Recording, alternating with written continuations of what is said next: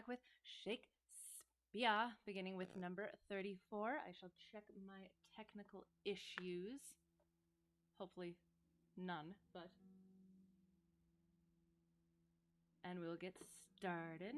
Make sure this is on. La la la. Okay. All right, we are continuing with number 34, and the theme has been love for a certain subject, unnamed. And yeah, so number 34, we shall go right into it.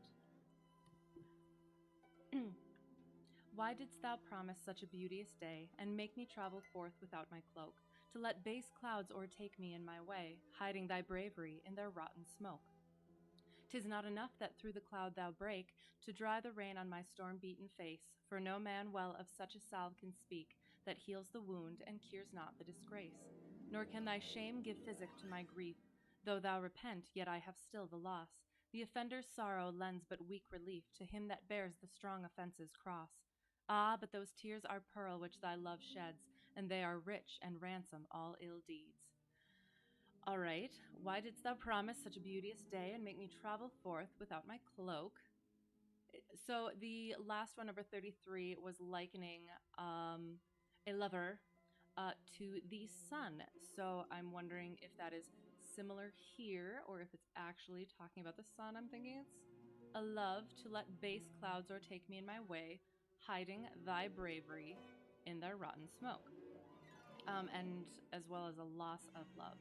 'Tis not enough that through the cloud thou break, to dry the rain on my storm-beaten face. Okay, so that's a sun. For no man well of such a salve can speak, that heals the wound and cures not the disgrace. Nor can thy shame give physic to my grief, though thou repent, yet I have still the loss. So yeah, it does. It seems like it's betrayal by love. The offender's sorrow lends but weak relief to him that bears the strong offence's cross. Ah, but those tears are pearl which thy love sheds, and they are rich and ransom all ill deeds. So it did. It seemed as though, why didst thou promise such a beauteous day?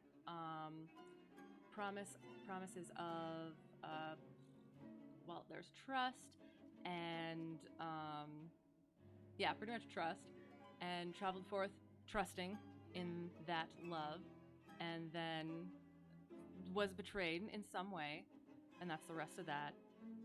Ah, but those tears are pearl which thy love sheds, and they are rich and ransom all ill deeds. So I'm not sure what specifically the love shedding the tears are, so we shall check trusty dusty book and see. 34, 13.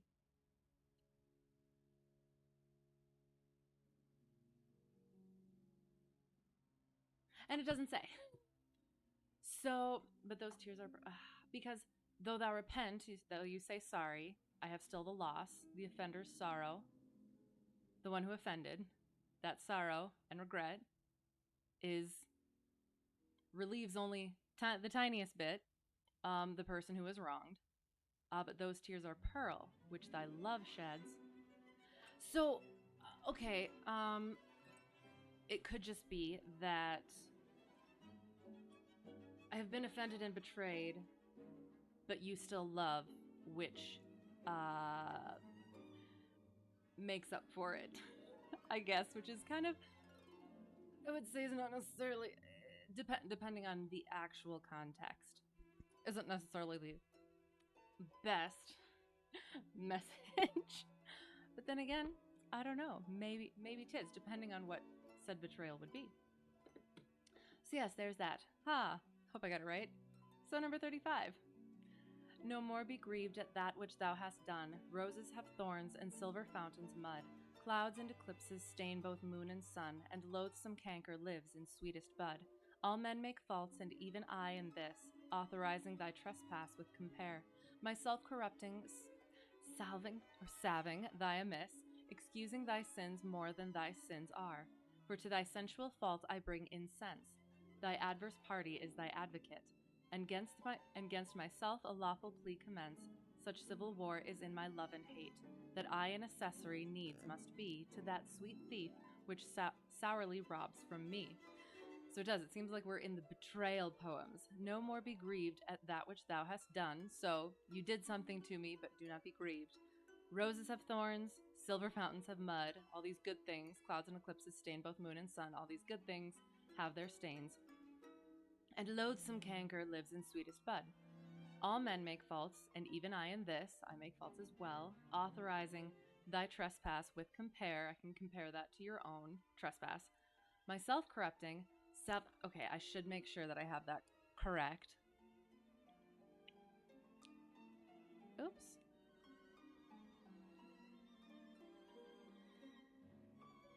No. Almost. Salve. So salving, just salving. Savvy. Okay. All men make faults, even I in this, authorizing thy trespass with compare. My self-corrupting, salving thy amiss. So, corrupting myself in order to heal over your own mistake, misdeed. Excusing your sins more than they are. Okay, for to thy sensual fault I bring in sense, which is a fun with both the words the sensual and the sense. For to thy sensual fault, so that would make me think cheating, I bring in sense, I bring in reason. Thy adverse party is thy advocate. Adverse party is thy advocate. And against myself a lawful plea commence. Such civil war is in my love and hate. So, warring within myself, that I an accessory needs must be to that sweet thief, which sourly robs from me. Okay. It does. It almost makes it seem like it is. It's the trusty dusty book. It does. It makes it seem like it's this betrayal that is just being forgiven.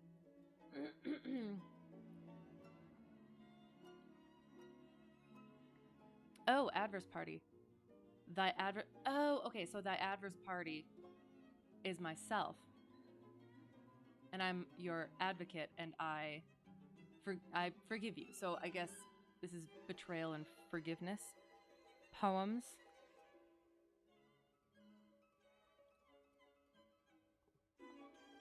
And against myself, a lawful plea commence. Okay, so it is. It's that conflict within the self of the one who's been wronged, that I, an accessory, needs must be. Okay, so being that, again, that advocate, that defender of the one who has wronged me. I, an accessory, needs must be to that sweet thief, the one who wronged me, which sourly robs from me. So yeah, so it's the theme is that betrayal and forgiving because of love, and having that war within that you love and you hate because you've been betrayed, but yet you love. Yeah, number 36. Let me confess that we two must be twain, although our undivided loves are one. So shall those blots that do with me remain, without thy help by me be borne alone.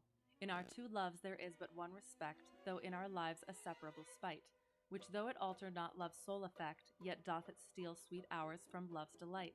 I may not evermore acknowledge thee, lest my bewailed guilt should do thee shame, nor thou with public kindness honor me, unless thou take that honor from thy name.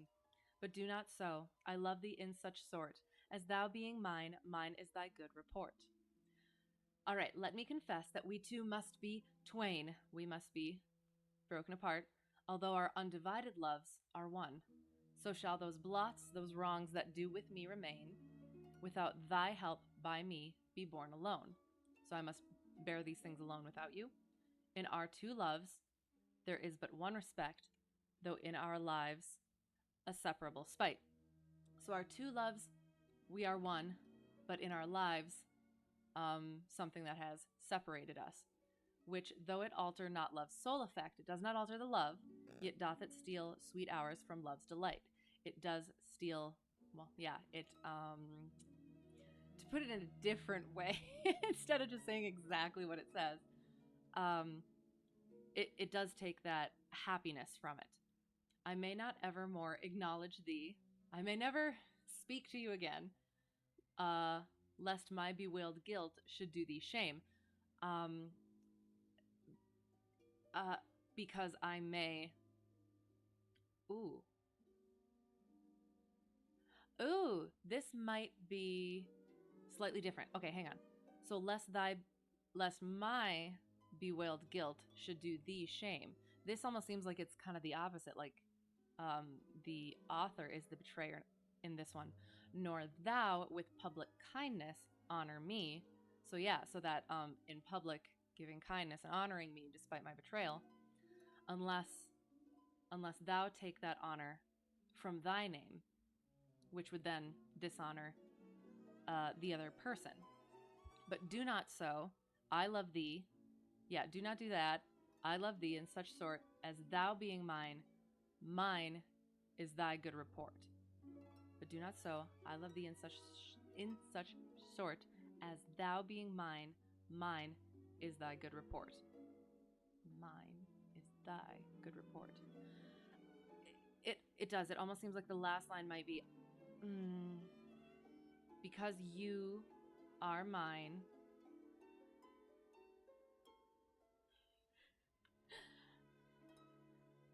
Let me just check to see if it gives me anything for this one. 14. Reputation. Oh, yes. So, I love you in such a way that because you are mine, it is my duty to make sure you have a good reputation. So, yes, so that's what it does. It does seem like, which I do actually like with, if this is the theme of betrayal, that it is altering it to have that betrayal be on the side of the speaker as well. So, yeah, so I have in some way betrayed thee or shamed thee, so that we must be divided despite our love and for your own sake. Yeah, I think. Awesome. Number 37. As a decrepit father takes delight to see his active child do deeds of youth, so I, made lame by fortune's dearest spite, take all my comfort of thy worth and truth. For whether beauty, birth, or wealth, or wit, or any of these all, or more, entitled in thy parts do crowned sit, I make my love engrafted to this store. So then I am not lame, poor, nor despised, whilst that this shadow doth such substance give, that I in thy abundance am sufficed, and by a part of all thy glory live. Look what is best, that best I wish in thee, this wish I have, that 10 times happy me. As a decrepit father takes delight to see his active child do deeds of youth. So as a less than active father, one who cannot be as active as he has been before, delights to see the activity of his child doing the deeds of the young. So I, made lame by fortune's dearest spite. So, oh, okay. I am now lame because fortune has abandoned me. Take all of my comfort of your worth and truth, for whether beauty, birth, or wealth, or wit, or any of these all or more, entitled in thy parts do crowned sit, I make my love engrafted to this store. So, in you, take all my comfort of thy worth. Oh, okay, so you take comfort of thy worth. Take all my comfort of your worth and truth. So, see the things in you that I see in you, kind of. For whether beauty, birth, or wealth, or wit, any of these things, any of these all or more, are in you, I make my love engrafted to this store. So I add my love to this. So then I am not lame, poor, nor despised, while this shadow doth such substance give, that I in thy abundance to okay, so I am no longer lame or poor or despised. I have none of those things now because I kind of live vicariously through you. I love you, and because you have all of these things, I am sufficed in that. And by a part of all thy glory live. Yes, vicarious living. Look what is best, that best I wish in thee. I wish the best for you. Look to what is best for you. I wish the best for you. This wish I have, then 10 times happy me. And if that succeeds, if you succeed in that, 10 times happier will I be. I think. Ha! That one felt better. That one felt pretty good. Okay. That was number 37. So, yeah. Basically, I myself am not worth much, do not have much, but because I love you, and you are so blessed, I guess, I live vicariously through you, and I wish the best for you, look to what is best for you, and that'll make me happy. Haha. 38. I'll make sure that I don't have to go back up. Perfect. All right. How can my muse want subject to invent, while thou dost breathe that pour'st into my verse, thine own sweet argument too excellent for every vulgar paper to rehearse? O give thyself the thanks, if aught in me worthy perusal stand against thy sight. For who's so dumb that cannot write to thee, when thou thyself dost give invention light? Be thou the 10th muse, 10 times more in worth than those old 9, which rhymers invocate. And he that calls on thee, let him bring forth eternal numbers to outlive long date. If my slight muse do please these curious days, the pain be mine, but thine shall be the praise. Okay, how can my muse want subject to invent, while thou dost breathe that pour'st into my verse? So how can my muse, that which gives me my inspiration, want for anything in that creation, while you breathe and bring all of that inspiration into my verse, your own sweet argument, or that content, I guess, too excellent for every vulgar paper to rehearse. And I feel like that's somewhat of a thing too, where whenever it says like rehearse, it brings it down a level even further. So it's not the opening night sort of thing. So it's too excellent. Your sweet argument, your content, whatever inspiration you give to me is too excellent for any vulgar writing to even rehearse, I think, if that makes sense. Oh, give thyself the thanks, thank yourself, if anything in me worthy of reading, stand against thy sight. For who's so dumb, who's so mute or cannot speak, that cannot write to thee, when thou thyself dost give invention light. So thank yourself if anything that I create stand against thy sight. It feels like it would be a positive. This is 38, right? Me stand against thy sight. Yes. Number 6, meet, withstand, stand up to. Oh, okay, yes. So if anything that I create actually, that you actually find worth in, okay. So give the credit to you if anything that I create stands up to your own or meets your own standards. For who could be so unable to express their feelings for you, cannot write to you, when you yourself give invention light. So you are the inspiration. There's nobody that could not write something wonderful if it's about you. Kind of.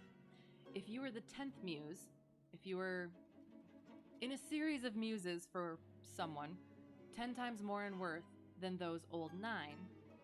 Oh, yes.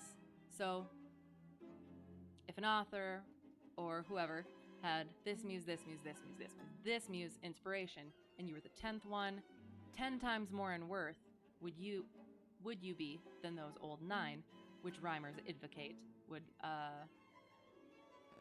rhymers take inspiration from.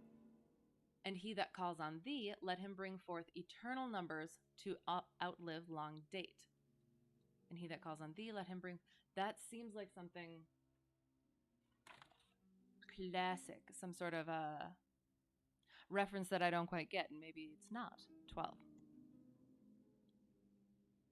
Oh, verses. Ha, okay. And he that calls on thee, let him bring forth eternal verses to outlive long date. So just infinite verses, because you're so wonderful. If my slight muse do please these curious days, the pain be mine, but thine shall be the praise. If my slight muse, my inventive ability, do please these curious days, the pain that it takes to get these out will be mine, but yours shall be the praise. So the pain that went into it, blood, sweat, and tears, that went into the work will be mine, but yours will be the praise because you were the inspiration. Oh, that was long-winded. But yeah, I think we got that one correct. So number 39. So now it just seems like we are in sort of a...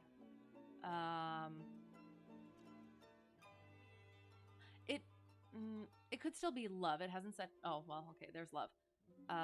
But love as a muse. So, or a subject of a muse. So number 39. Oh, how thy worth with manners may I sing, when thou art all the better part of me. What can mine own praise to mine own self bring, and what is't but mine own when I praise thee? Even for this let us divided live, and our dear love lose name of single one, that by this separation I may give that due to thee, which thou deservest alone. O absence, what a torment wouldst thou prove, were it not thy sour leisure gave sweet leave to entertain the time with thoughts of love, which time and thoughts so sweetly doth deceive, and that thou teachest how to make one twain, by praising him here who doth hence remain. So yes, and again, another one of the bits of the theme of these is also that I am not worthy of you. You are so much better than I am, or on a higher level than I am. And in here, we should be apart because you deserve better. So, oh, how thy worth with manners may I sing, when thou art all the better part of me, better half. Oh, how thy worth with manners may I sing. What can mine own praise to mine own self bring? What of my own praise can I bring to myself? What is but mine own when I praise thee? What is mine when I praise you? Even for this let us divided live. Let us live apart, and our dear love lose name of single one. So our dear love must be separated, not having the one love. That by this separation, by separating us, I may give what's due to you, which you deserve alone, or you alone deserve. O absence, what a torment wouldst thou prove, were it not thy sour leisure gave sweet leave to entertain the time with thoughts of love. So absence, you would be so being apart, having that absence of love, would be a torment, were it not that that sour, that unwanted time gave sweet leave to entertain that time, to spend that time thinking of love, which time and thoughts so sweetly doth deceive. So time and thoughts sweetly deceive by sugaring o'er the pale cast of thought, by sugaring over any sort of shortcomings, and that thou teachest how to make one twain. And absence, yes, teaches how to make one apart by praising him here who doth hence remain. And that thou teachest how to make one apart by praising him here who doth hence remain. And I'll check trusty dusty book again. But absence teaches how to be apart by praising who the one who remains. Okay, interesting. 1 second. Number 39. I found my mustache. That was for something else. Anyway, number 39. In the sonnet, in this place where I am.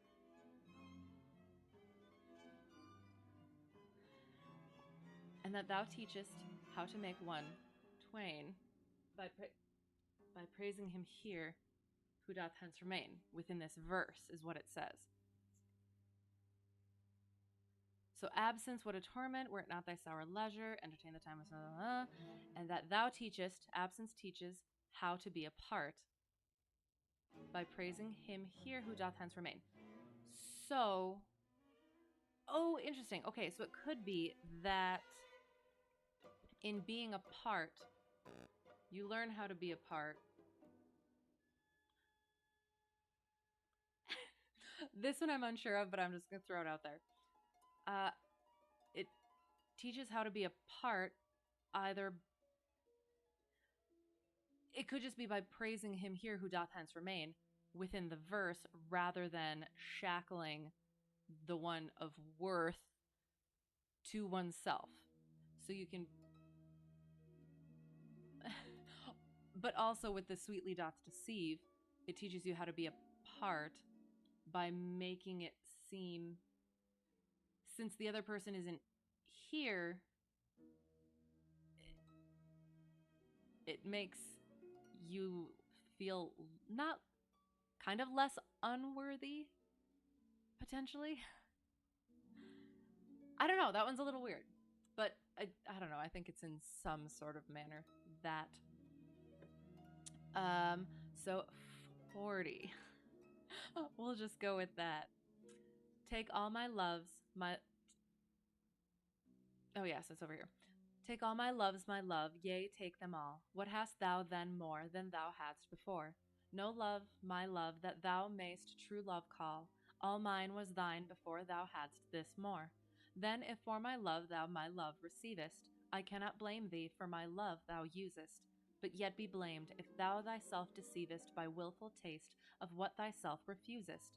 I do forgive thy robbery, gentle thief, although thou steal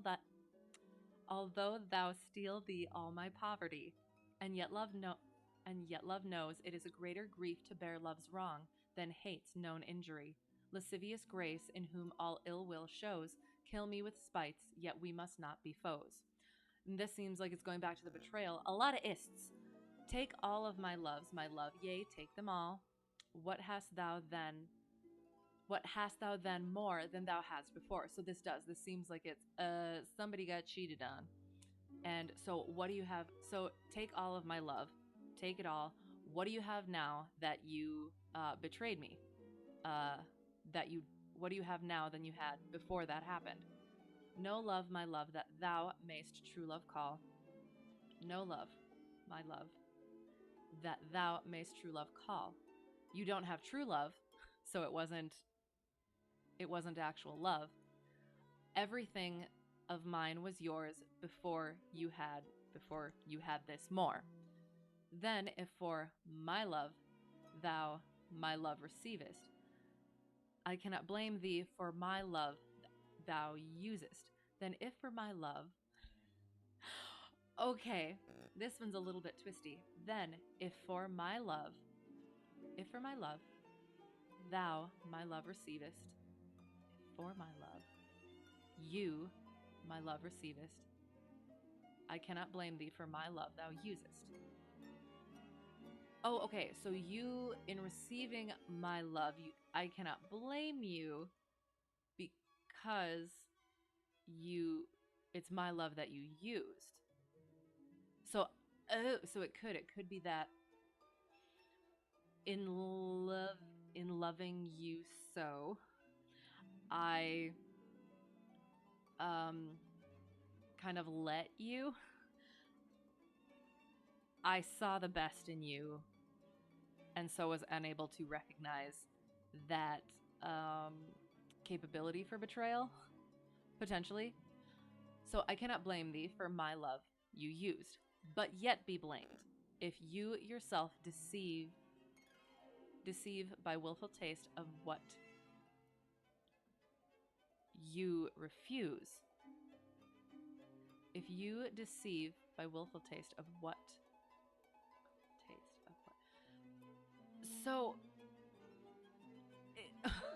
it, it almost seems like it might be something where the physical form of love was not being given in this respect and was then given elsewhere, if that makes sense.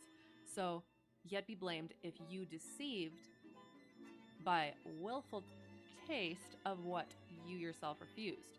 Potentially. I'll see. I forgive your robbery, gentle thief, although you steal thee all my poverty. Although you steal all of my poverty.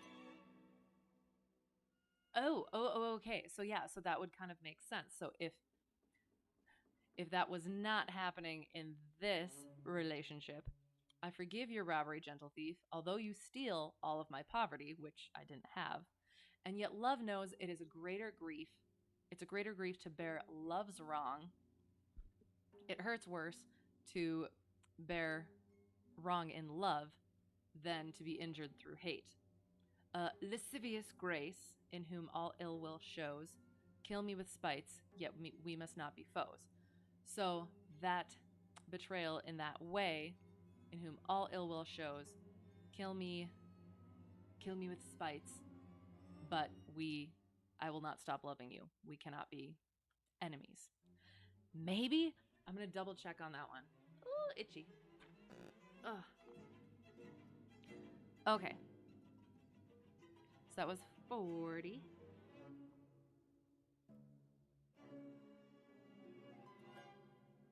Okay, yes. So romantic betrayal.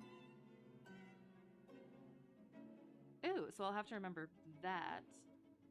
There's a theme. Well, quite a bit. A few. So in 127 through 152. So a few more. Take all the love. Take all my other.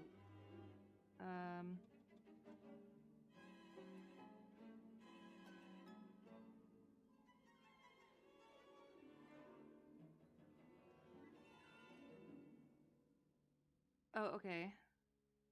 So the one part, although thou steal thee all my poverty, so you take what little I have.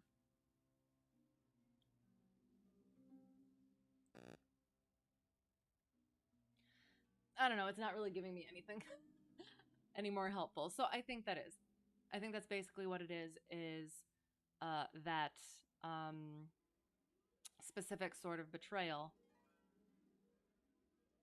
And it seems like it was refused here and given there. Potentially, not sure. And yet, we must not be foes. All right. So, number 41. Ooh. Mm-hmm.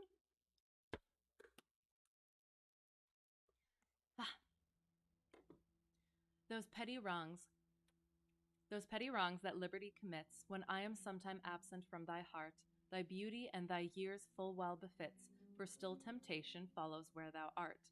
Gentle thou art, and therefore to be won, beauteous thou art, therefore to be assailed.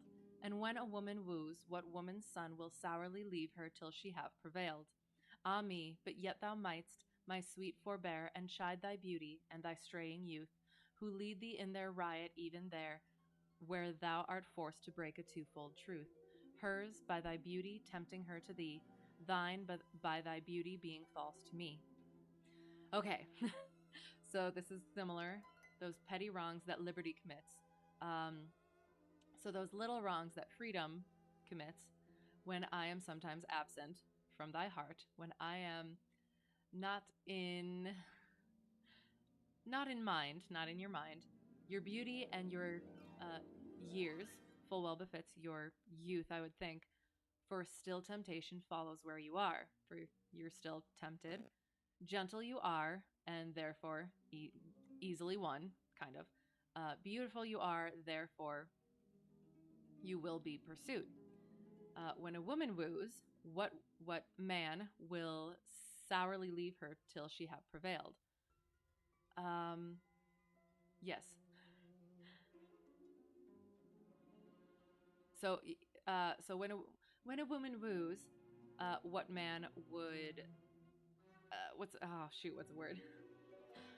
Uh, could stand it? Could uh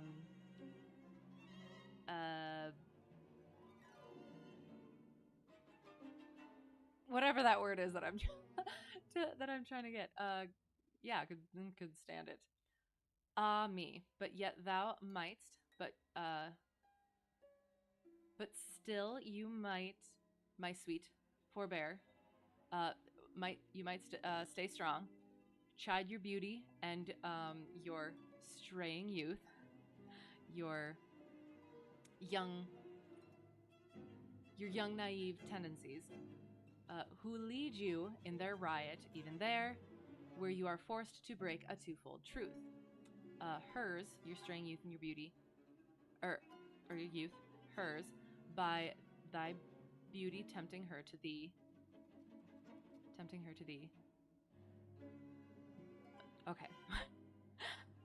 These are more difficult, where thou art forced to break a twofold truth. Hers, by thy beauty tempting her to thee, thine, by thy beauty being false to me.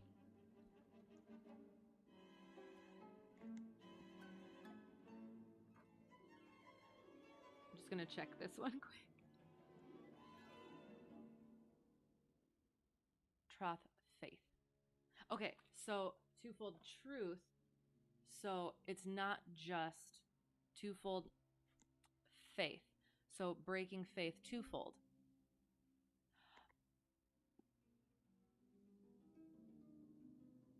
Oh, hang on.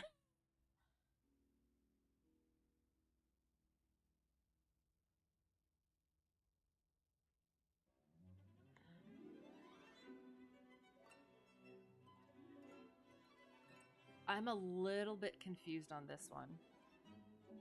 Probably a lot of it confused. But okay.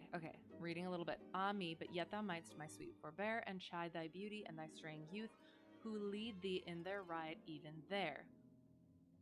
I believe it's the beauty and the straying youth, who lead thee in their riot even there, where thou art forced to break a twofold truth. And faith. Faith with her, tempting her to thee. Thine, by thy beauty being false to me.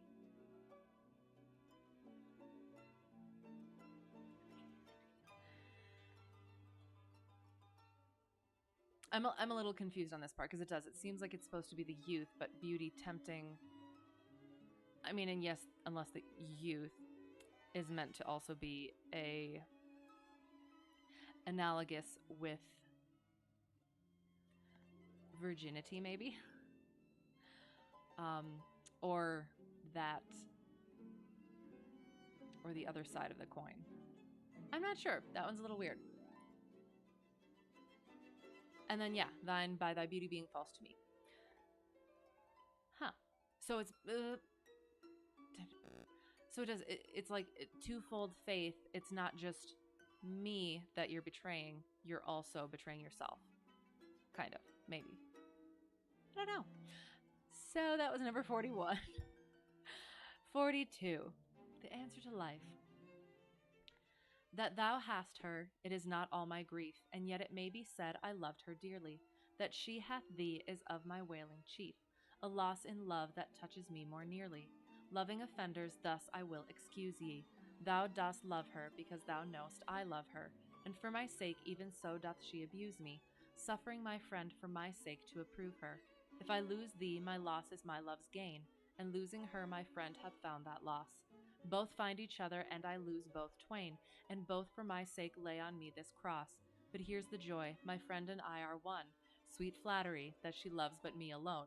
Oh, interesting. Okay, so I kind of want to go back to this one here because I had that sort of thought um that this this one. Ooh. Uh, no love, my love that thou. Okay, sorry, I'm going back a couple because it actually seems like it's speaking to a friend who betrayed the author with his love. So that might actually make sense. Take by thy beauty tempted. Oh, it does make sense. Okay, so sorry, we're gonna quick go through this one. So back to number 40. In that context, take all of my loves, my love, yea, take them all. What hast thou then more than thou hast before? No love, my love, that thou mayst true love call. All mine was thine before, thou hast this more than if for my love thou my love receivest. I cannot blame thee, for my love thou usest, but yet be blamed, for thou thyself deceivest by wilful taste of what thyself refusest. I do forgive thy robbery, gentle thief, although thou steal thee all my poverty, and yet love knows it is greater grief to bear love's wrong. Okay, that one does seem like it could be in that vein as well. And then this one, those petty wrongs that liberty commits when I am sometime absent from thy heart. Thy beauty and thy years full well befits, for still temptation follows where thou art. Gentle thou art, and therefore to be one. So this seems like it's speaking to the woman. Gentle thou art, and therefore to be one. Beauteous thou art, therefore to be assailed. Or it could just still be with the friend. And when a woman woos, what woman's son will sourly leave her till she have prevailed? Ah me, but yet thou mightst, my sweet, forbear, and chide thy beauty and thy straying youth, who lead thee in their ride even there, where thou art forced to break a twofold truth. So you broke faith with her by your beauty tempting her to thee, and thine. Oh, hers and thine, forced to break a twofold truth, and yours by your beauty being false to me. Potentially, and that's also why it makes me think that some of the older ones, the loves, like it's still saying my sweet, and it's about a friend. So some of the past ones did not have to necessarily be the physical romantic love. Okay, so this one, that thou hast her, that you have her, it is not all that grieves me, yet it may be said that I loved her dearly. That she has you is my chief grief, my main grief, a loss in love that touches me more nearly.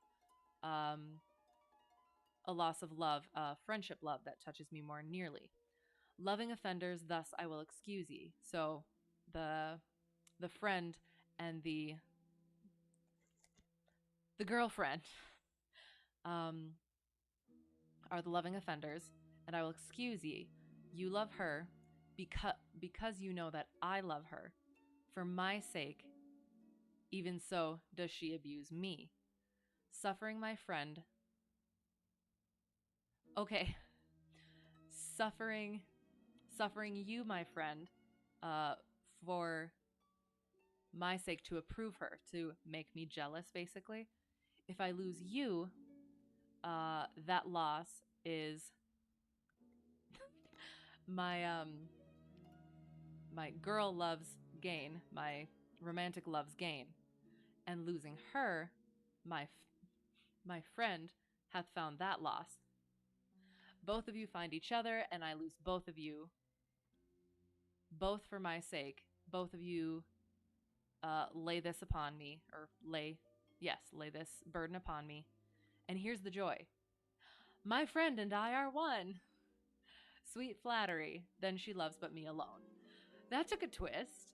So, I don't know if it necessarily has to be like a not split personality or whatever, but like having those two parts. Again, not necessarily mental, but I don't know. I think it almost seems like it was one of those potentially, considering the process. If he was writing all these like negative things, then it's like, you know what? Let's have a good one. It's just me. She loves me alone. Potentially. So that was 42. Here's 43. When most I wink, then do my eyes best see, for all the day they view things unrespected. But when I sleep, in dreams they look on thee, and darkly bright are bright in dark directed. Then thou whose shadows doth make bright, how would thy shadow's form happy show? To the clear day with thy much clearer light, when to unseeing eyes thy shade shines so. How would, I say, mine eyes be blessed made, by looking on thee in the living day, when in dead night thy fair imperfect shade through heavy sleep on sightless eyes doth stay. All days are nights to see, till I see thee, and nights bright days when dreams do show thee me.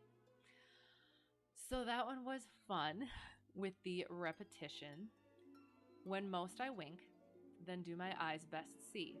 When most I wink, for all the day they view things unrespected. So when most my eyes are closed, then do my eyes best see. For all the day they view things unrespected. If that could, like respect in the sense of, meh. We'll see. I'm not sure I'll be able to. Unrespected. Ignored. They view things ignored. So, okay. So, I don't care for the things. Stop straying, chicken. For all day I view things that I don't much care for. I ignore them because all I want is to look on you. But when I sleep, in dreams I look on you. Darkly bright are bright in dark directed. I love that. And darkly bright, because the eyes are closed, and it's bright, even though it is dark. Yes. Are bright in dark directed. Then you, whose shadows doth make bright. So even your shadow is bright compared to other shadows. Potentially. How would your shadows form that happy show to the clear day, sorry, with thy much clearer light. So how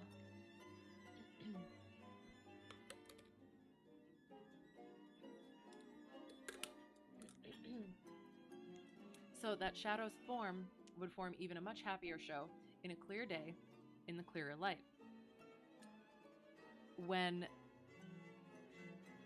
So it would be even clearer, even brighter, when my eyes, when they are dark, when they are closed, they're unseeing. Your shade, the ghost of you, my vision of you, shines so bright. So it would shine even brighter in reality. How would, I say, my eyes be blessed, made, my eyes would be blessed by looking on you in the living day.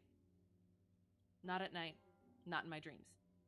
When in dead night, your fair, imperfect ghost vision through heavy sleep, while I'm sleeping on sightless eyes, doth stay. So you're fair, you're beautiful, and yet imperfect. That vision of you would be so much clearer in reality. That's basically the rest of it, I think. All days are nights to see.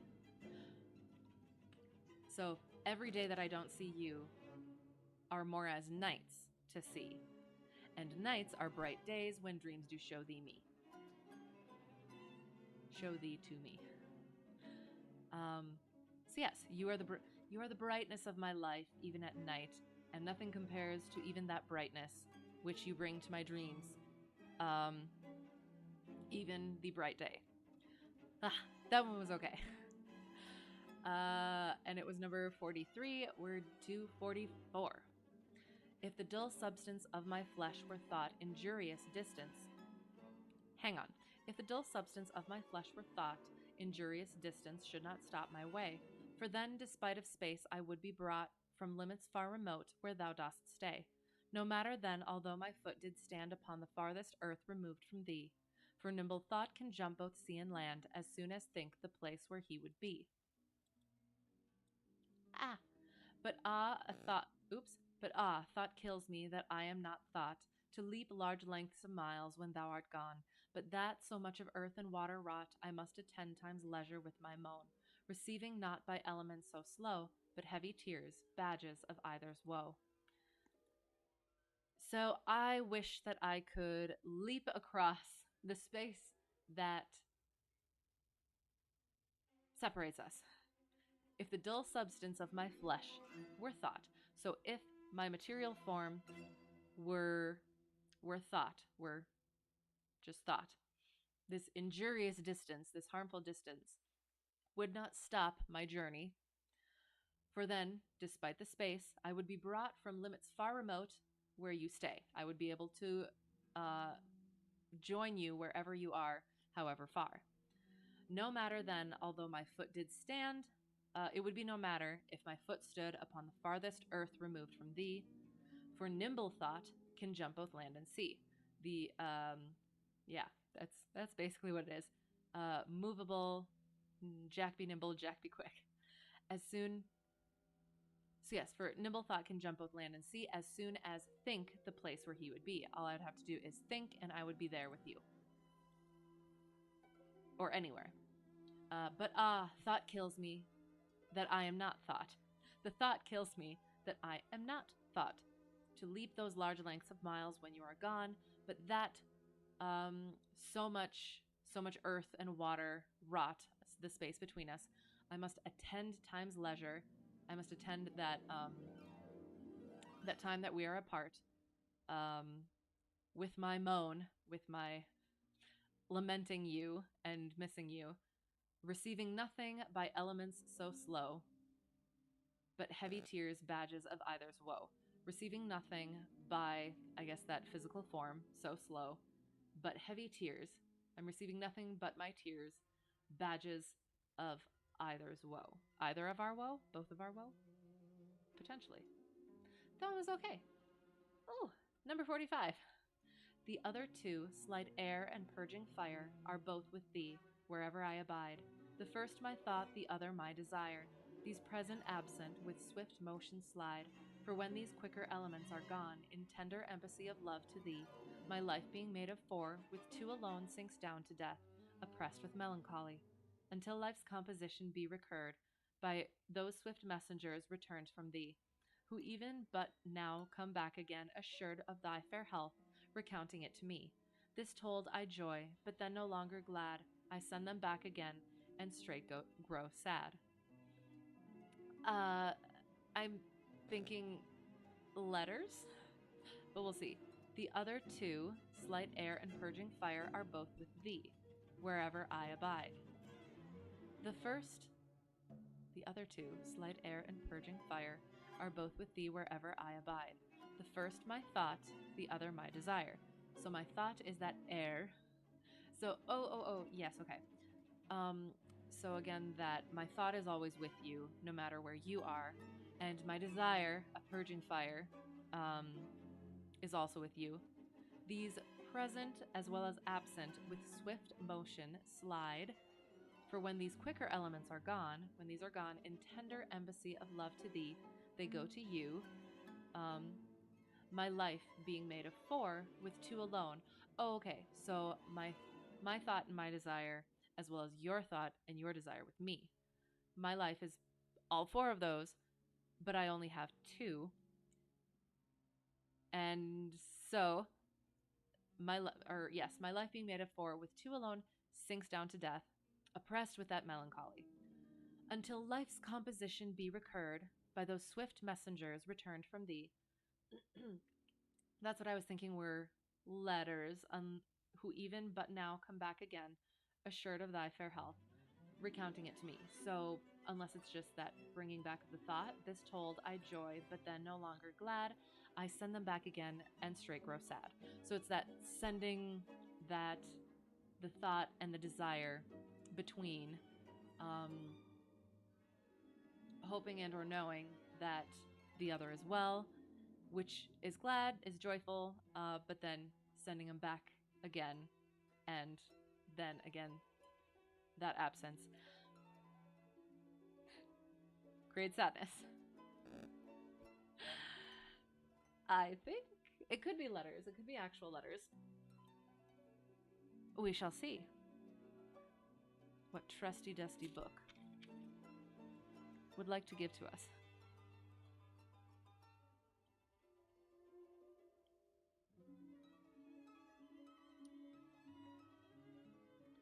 I guess not. Ugh.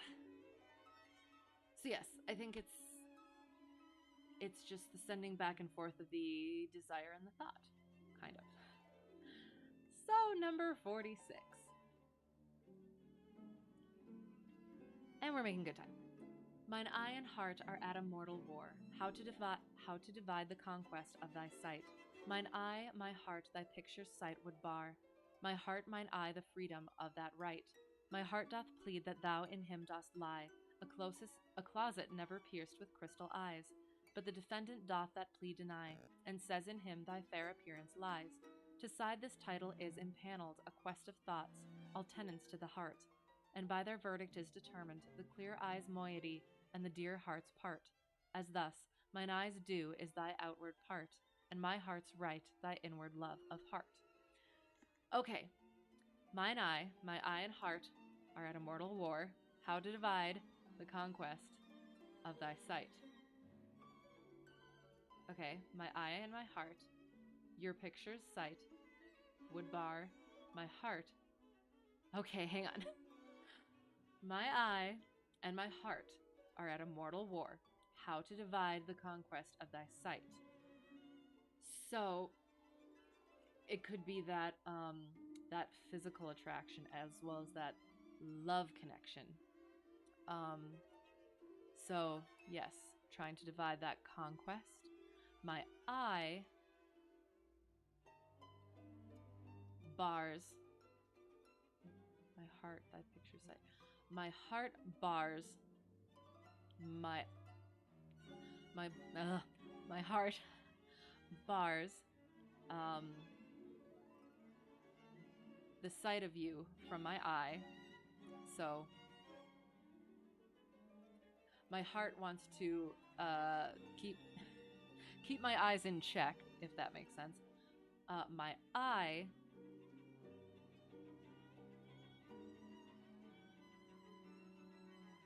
bars the freedom of the right of that heart. See, this is how I imagined it was going to be going through these. It's been pretty good up till this point. These are a little bit trickier for me. So my heart bars your picture's sight from my eye, and my eye bars the freedom of that right from my heart. The freedom of that right.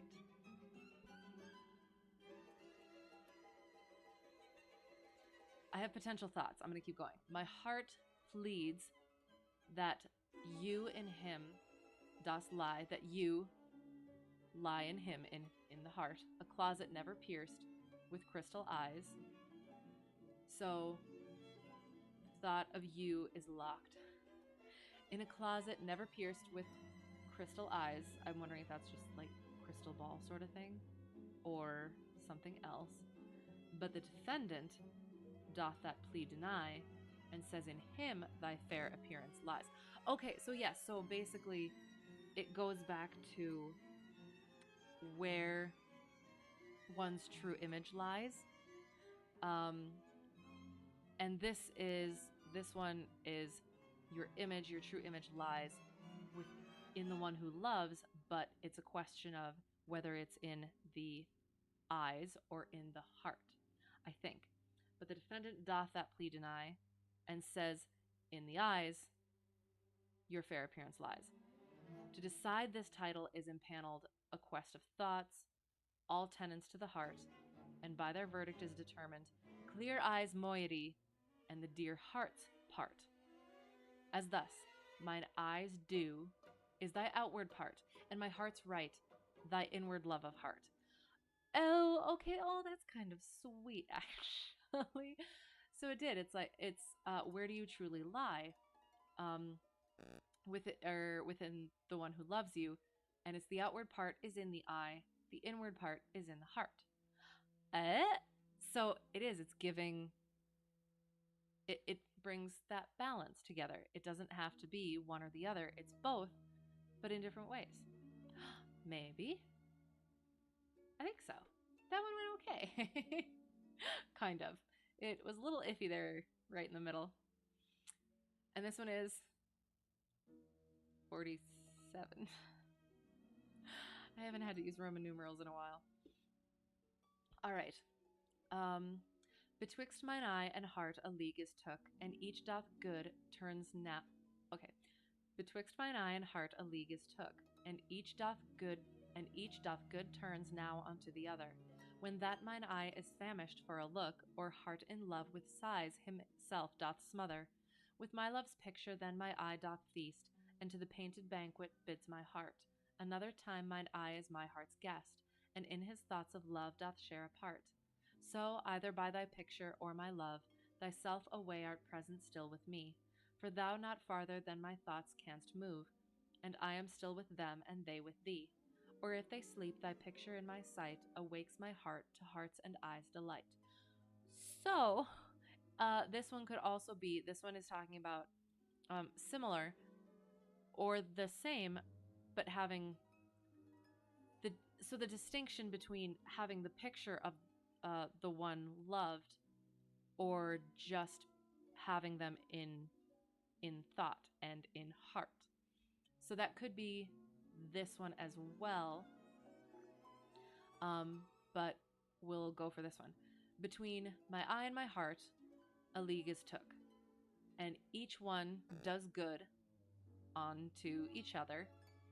When my eye is starving for a look of you, or my heart in love with sighs himself doth smother. So when my eye wishes to look upon you, or my heart is yearning for you, with my love's picture, with the picture of my love, my eye doth feast, and to that painted banquet, bids my heart. My eye bids my heart come to the painted banquet to see my love. Another time, mine eye is my heart's guest, and in his thoughts of love doth share a part. So when I'm thinking of you, okay, another time, mine eye is my heart's guest, and in his thoughts of love doth share a part. So in my heart's thoughts of love, my eye also shares. We'll continue. So either by thy picture or my love, you, though away, are present still with me, for you are not farther than my thoughts can move, which we know from the other sonnet, they can go anywhere, and I am still with them, and they are with you. Or, if my thoughts sleep, your picture, and your picture is in my sight, which awakes my heart to both of my hearts and my eye, to the delight of both my heart and my eye. Kind of. And it is. I do like to think of it in a more realistic fashion, where if it was so like visually illustrating the poem mentally visually illustrating the poem, having that picture and looking upon it when necessary, having that love and visualizing that love, not visualizing that love, not necessarily like with the inner eye, sort of. So yeah, looking upon the picture, loving, yeah, that whole thing. So that was number 47, and that's another thing that I like. Again, I might have said this before, reading all of these together is really, really nice, really, really helpful, because they do weave together and they inform one another. And in understanding one, it helps in comprehending the others. So, yeah, it gives context and gets you kind of into the mindset of the writing and the writer, which helps. So, number 48. Oof. How careful was I when I took my way, each trifle under truest bars to thrust, that to my use it might unused stay from hands of falsehood, in sure wards of trust. But thou, to whom my jewels trifles are, most worthy comfort, now my greatest grief, thou, best of dearest, and mine only care, art left the prey of every vulgar thief. Thee have I not locked up in any chest, save where thou art not, thou I feel thou art, though I feel thou art, within the gentle closure of my breast, from whence at pleasure thou mayst come and part, and even thence thou wilt be stolen, I fear, for truth proves thievish for a prize so dear. Okay, how careful was I when I took my way, each trifle under truest bars to thrust, that to my use it might unused stay from hands of falsehood in sure wards of trust. So locking love away for fear of loss. How careful was I when I took my way, each trifle, every little thing, under strong bars to thrust, imprisoning, that to my use it might unused stay. Oh, interesting. That. Oh, so okay. I'm gonna continue and come back. But thou, to whom my jewels trifles are, but to you, to whom what I find valuable, you see as trifles. Most worthy comfort, you were my comfort, now my greatest grief. You, best of dearest, and the only thing I care about, are left prey of every vulgar thief. Okay. Okay. So, how careful was I when I took my way? Everything about you, the idea of you, the sight of you, all of those things, each trifle, every little thing, not an important thing, but the main thing, which is you, was not. So each little thing I thrust under bars, I imprisoned it within myself in such a way that I did not even use it. I did not go after you. That to my use it might unused stay. I did not use you, or I did not.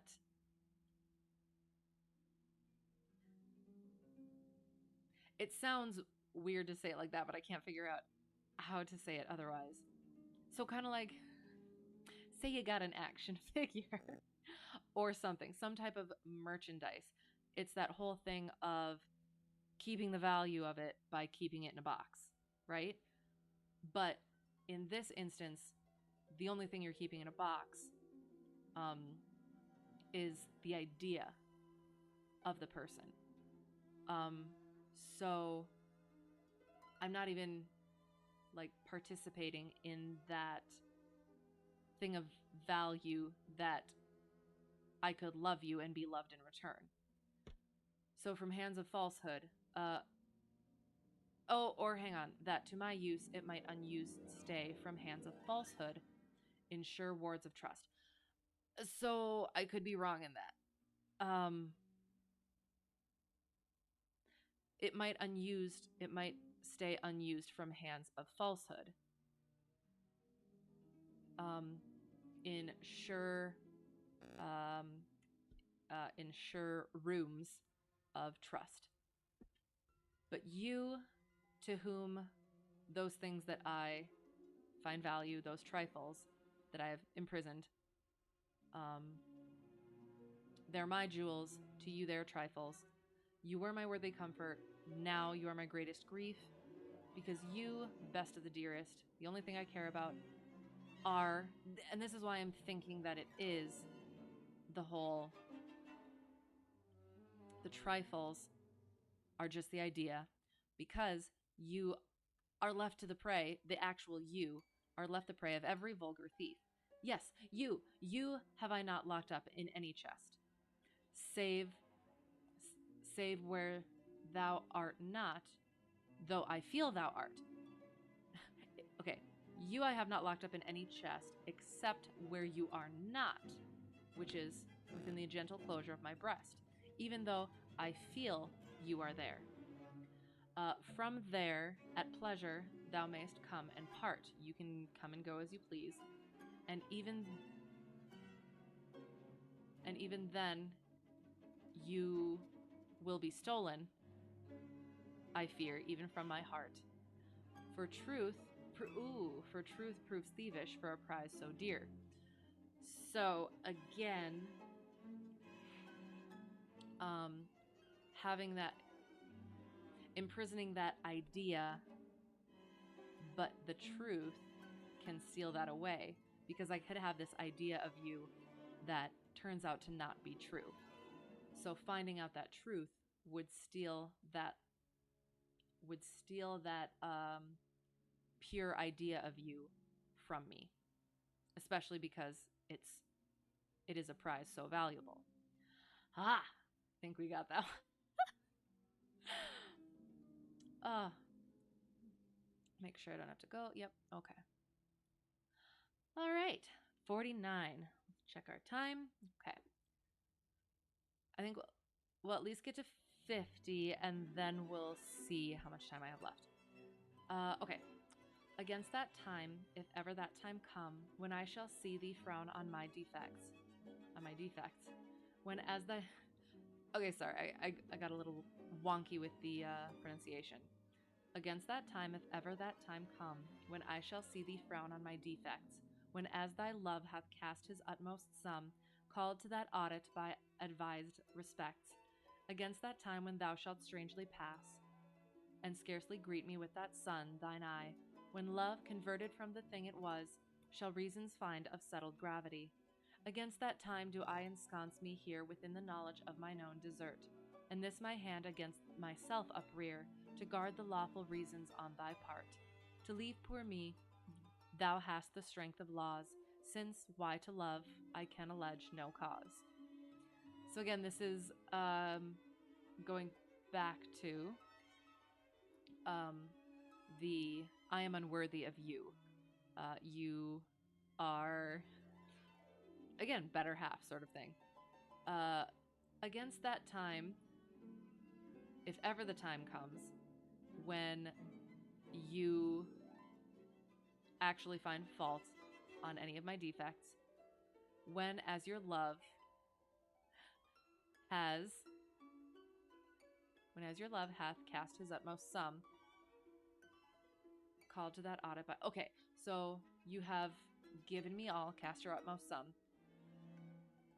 but now once you begin to frown on my defects, recognize the wrongs in me, and therefore called to that audit by advised respects, which is an advisable event, against that time when you shall strangely pass and scarcely, rarely greet me with that sun, thine eye. Oh, okay, so getting to the point, like out of the honeymoon phase sort of situation, and actually finding fault with me, recognizing those things in me that you're not exactly so fond of, and you less and less look lovingly with that sun, your eye, upon me, when love, converted from the thing it was, shall reasons find of settled gravity. Shall find, when love shall reasons find of settled gravity. It almost makes it seem like I would look at settled as potentially a sort of play on words if it meant the same thing at the time, like kind of settling for one another or getting into a settled routine sort of thing.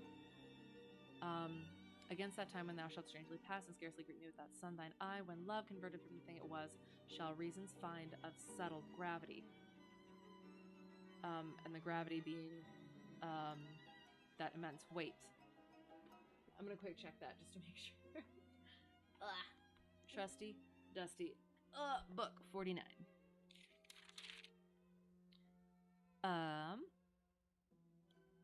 8. Of sufficient seriousness. Shall reasons find of sufficient... okay. So when love, converted from the thing it was, finds ample reason to look less lovingly upon. Against that time do I ensconce me here within the knowledge of mine own desert, and this my hand against myself uprear, to guard the lawful reasons on thy part. Okay, so against that time do I ensconce me here within the knowledge, like I know my own shortcomings, and I put my hand up to guard those lawful reasons which you will find to eventually leave poor me. You have the strength of laws, since why to love? I can allege no cause. I can see no reason why you should love me. There's no cause for you to love me. So at some point, if it ever comes, I would understand if you would leave me, basically, through all my faults, or due to all my faults. Sad.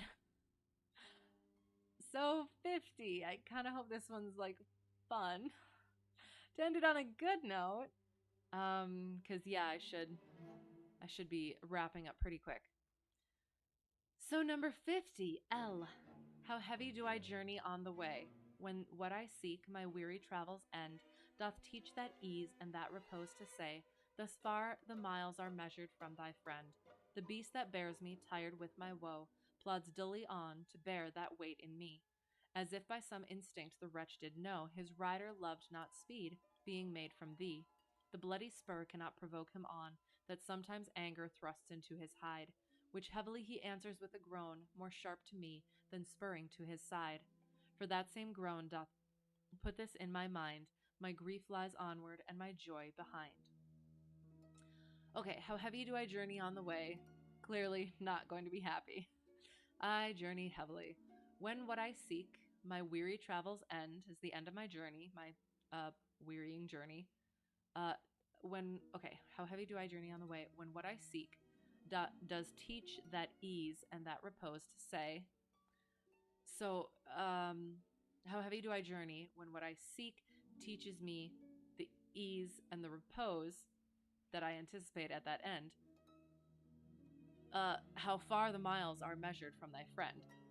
So, what I am seeking, that peace and that repose, that ease, that repose, is that anticipation is even more wearying because of how far it is. The beast that bears me, the horse or whatever, is tired with my own woe, and it plods dully and bears that weight, as if by some instinct the wretch, that horse or the wretched thing, did know his rider loved not speed, being made from thee. As if by some instinct the wretch did know his rider loved not speed, being made from thee.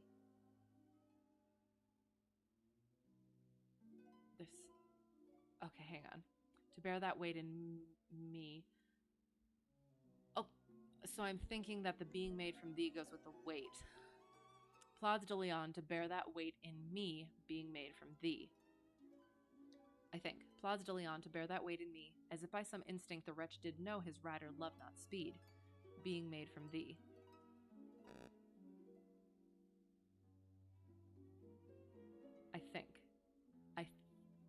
I think it makes more sense because his rider loved not speed, being made from thee. Well, we'll continue.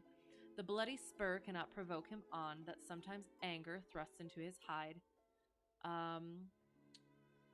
So anger thrusts the speed. So the anger is the spur, which would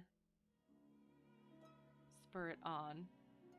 Oh, which heavily he answers with a groan, more sharp to me than spurring to his side. For that same groan doth put this in my mind, my grief lies onward, and my joy behind. Oh. Oh. Um. Well, I think. Well, I think this one means death. I think. So journey of life. How heavy do I journey on the way, when what I seek, my weary travels end, death, doth teach that ease and that repose to say, thus far the miles are measured from thy friend. The beast that bears me, tired with my woe, plods dully on to bear that weight in me, as if by some instinct the wretch did know his rider loved not speed, being made from thee. I'm still a little bit unsure. Oh. Okay, so I might be getting a little bit far from this. So the beast plods dully on, as if by some instinct the wretch did know his rider loved not speed, because the speeding on would be suicide. And that speed, if being made from thee, did the loved one then commit suicide? Does that make sense? So I'm looking forward to the end of days when I would be able to see you again, but I do not wish to speed the process along, because his rider loved not speed, being made from thee. It kind of makes sense. I could be absolutely wrong, though. So the bloody spur cannot provoke him on, that sometimes anger thrusts into his hide. So, being angry with that loss and that missing of the love still does not provoke any further speed. He heavily answers with a groan, which more sharp to me than spurring to his side. So it's anger out of grief, which is sharper than that anger. For that same groan doth put this in my mind, my grief lies onward, and all my joy behind. Maybe. I feel kind of good about that one. I'm not sure about the middle part. I could be absolutely wrong, but it felt okay. It fit, and it didn't seem to have anything that would contradict it at all.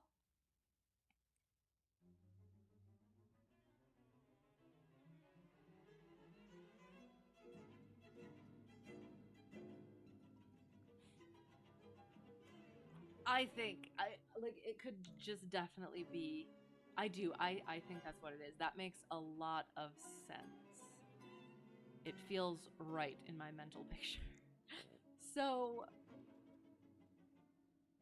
that was one to end on, I guess. Joyful, joyful. But yeah, so I'm gonna have to end it there. And I will get this like so, la da dum. And yeah, so that was there were some joyous sonnets in there, some nice ones, some beautiful ones. But yeah, a lot of betrayal and death. But yeah, honestly, that last one was really, really interesting, and the imagery was um, really good as well. Oh, so good. I really do enjoy these. I apologize for the lack of proper interpretation this time. I'm not quite sure what it was about these that were a little bit more in that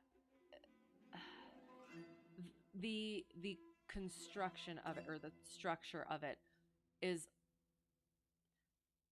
I'm rusty with. So yeah, so and it is, hopefully I'll keep on getting better and analyzing properly, and I don't know. But that was fun. Um, I do. I need to start reading my own personal stuff too, just because it's something that is so near and dear and close to me that I need it in my life. Um, but yeah, having a good time. Next time will be next week again, and that will be more flying. I'm not sure what. And then after that will probably the next week, or if I start getting more sessions in, it'll be reading again. And depending on time frame, at some point, like it might just be one chunk of Shakespeare, and then the next time I would read, we're gonna be in Spooptober, so I will find uh, hopefully the kind of spooky I'm looking for, which is which is similar to Poe, which is just twisted and macabre and just really good and juicy. Because when I found some short stories last year, they didn't they didn't quite do it for me.